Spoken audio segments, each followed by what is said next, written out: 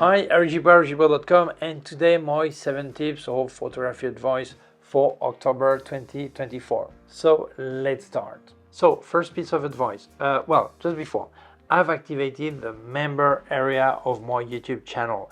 There I don't speak about gear, just about photography, tuition, advice, tips, making of, all this. So if you want to be a member, it says join down there. So I really appreciate if you become a member, so you can help me and I can help you with my knowledge. Thank you so much. So let's go for the first tip. I see many people, they go around with their camera, their gear, accessories, all this, out of the house, outdoor or traveling, and all of a sudden they have a doubt how to set the camera properly or manage a flash or whatever, and they don't have the user manual with them. Well, most products nowadays they have a PDF user manual. So I advise you download it and you place it in a file, in a folder, I would say, on your smartphone. So with you, you have all your user manual, and at any moment you can check and change setting, configure properly your gear. That's not a reason not to read any manual and just read it when you have a problem. Actually, to go quick, fast, and to be efficient, it's important that you already know the user manual. This way, it's just for refreshing your memory because you forgot a few points, but you know what your camera or your gear can do and more or less where it's placed in the user manual. Otherwise, you will spend hours searching again. So it's important. Although you have them on your smartphone, know your manual, user manual, read them when you get your gear. Okay, so don't forget. On your smartphone, in a folder, all your gear user manual. Tip number 2. I see many people, they use their camera with just one setting, and when they want to change something, they have to change everything again. Well, cameras nowadays, most of them have settings with profiles. What is that for? Not for your daughter and your father and your friend, all this. No, that's all for you, for the user of this camera. But it means that if you have a setting when you do landscape, you should save it as a profile. When you have a different setting, when you use flash photography, you then save it to a different profile. Or then maybe when you do action photography, you have a different setting for the autofocus or the burst rate or whatever, then you save it as a profile. So this way you can go a lot faster when you're in the situation that the specific setting appears, the need of this setting appears. You just switch profiles and then you get straight away to it.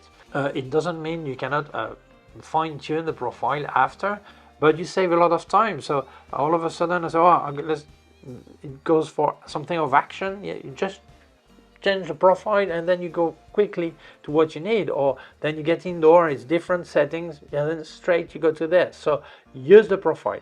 Some cameras have 3, 4, 5 profiles, some have more. Check it on your user manual, but use them. You will save time, and also you will avoid errors, because when you change the setting and then you go back to the situation, maybe you forget to change again or whatever. So use the profile, they are there on the camera just for you. Piece of advice number 3.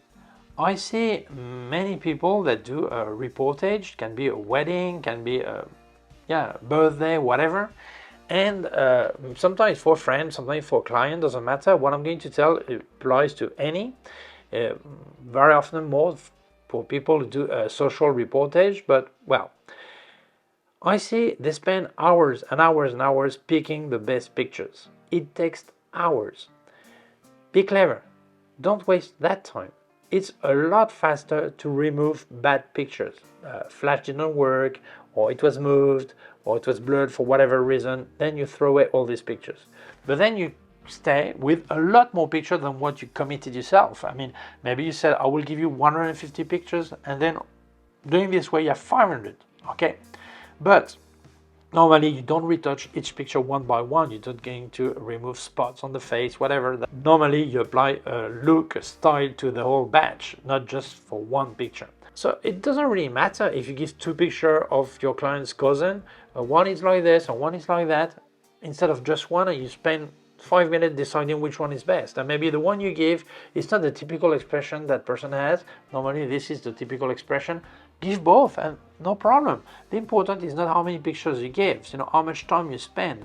So it's a lot better to spend 2 days less picking pictures and giving 500 pictures instead of 150 than to pick the best for you, because it's not, maybe it's not even what the client thinks is best, and you spend 2 more days of work. So be clever, just erase the bad one and give all the rest. That's it. You save a lot of time, and your time has a big value.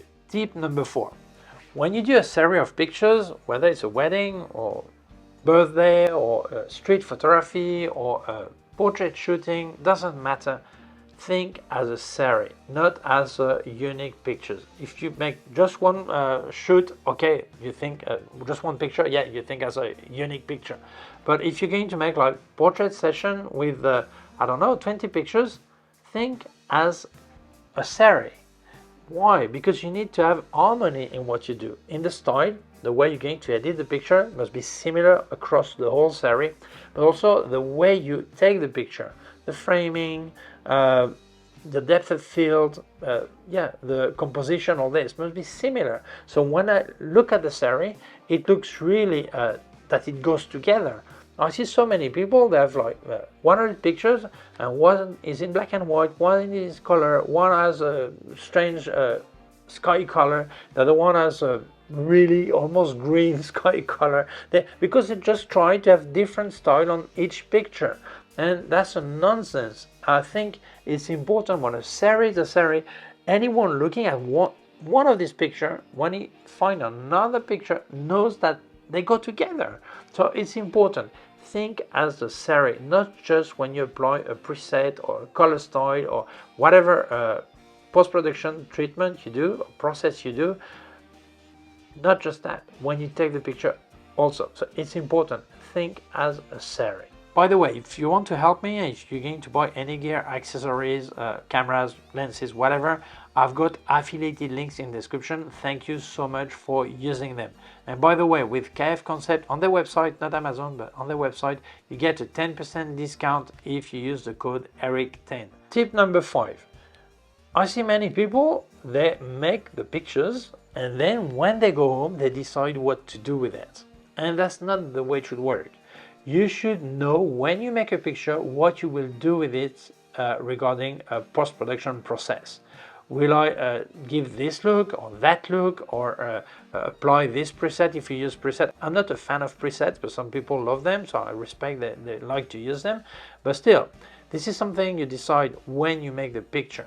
Why? Because depending on the post-processing you're going to do, the way of making the picture may be different. Maybe you have to really take care of highlights, or maybe really take care of shadows, or make sure that the contrast is in such way, or the lighting is in such way, because you know already how you will use the picture, how you will process the raw file if you process a raw file. So it's important. This is something you decide before making the picture, not when you get home and see, let's see what we will do. That's not the way it works. You are a photographer from A to Z, and A is as important as Z, but you must have thought about the Z last process part when you took the picture. Advice number 6. It has to go with the number 5. I just spoken about presets, and I see so many people, they use preset as a lottery. They open the file and then they have the list of presets and they go, this one, I like it, no, not sure. Oh, this one is beautiful, I really love it, let's use this one. Oh, I'm not sure, let's try it. That's not the way it works. You are the person in charge, not luck, not a random situation.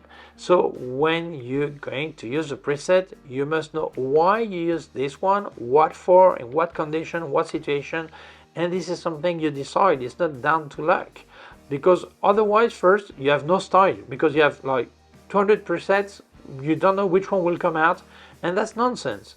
You should limit yourself to the style you really like, why you use them, and it gives you identity to your way of working. So it's so important. This is not a lottery. If you use presets, use them thinking why, how, and when. And normally, as I said in point number 5, decide that before making the picture. Will I use preset? Which one will I use? Which look do I want? All that. So presets are not a lottery. Tip number 6, that was. Now let's speak about the last tip, number 7. There is a sentence I really don't like, is when people say, well, the good thing about black and white, it can fix a bad color photography. This is a lack of respect for black and white photography and photographer, I would say. I mean, good ones, okay, I don't include myself. But no, black and white photography is not a patch to fix a problem with the color photography. Obviously, sometimes you may have a lot of color noise in your picture, and passing on black and white will solve this. But black and white photography will not make a bad framed color photography better, will not make a bad composed color photography better. It will make a still bad composed black and white picture, and that's it. So don't fool yourself. When you want to work with black and white, is because you decided before making the picture. You knew you would work in black and white, not because you see a bad color picture and you try to fix it. Obviously, we all have done it. Sometimes there's no choice. This is the only picture you have. There is a technical color problem, and going into a black and white will solve the problem. But that means it was just that problem, not a framing or composition problem. It was due to the fact it was in color that it didn't work. For whatever reason, there was maybe some object in there that was maybe problematic, and that's also related to composition. But sometimes you have no choice. Imagine a wedding picture you cannot repeat. Passing on to black and white, that picture maybe will save you, okay? But normally, don't use this as a life jacket. Black and white is something on its own. You think in black and white, you plan in black and white, you shoot in, even you shoot in color raw, except you have a monochrome camera, but you still shoot thinking in black and white, and you edit and process in black and white, but not to fix a problem, but because you wanted to do something in black and white. Well, that's it. These were my 7 tips for October 2024. Thank you for watching. If you feel it may interest other people, please share it on social networks. If you have not done it yet, please subscribe to my YouTube channel. The small button down here and also small bell. If you click on the bell, you will get notified when I upload a new video. Don't forget, I've activated the member area of my YouTube channel. There is a join button below. If you join, you will see exclusive video, nothing about gear, just about tuition, about knowledge, about photography. So please come to the member area. You help me, I help you. I'll also leave you links on my website, gibaud.com. If you have any question, can leave a comment below. I'll leave you links of my gear in description with affiliated links. Don't forget, if you buy on K&F Concept website, not Amazon website, you get a 10% discount using the code ERIC10. Thank you so much, that really helps me.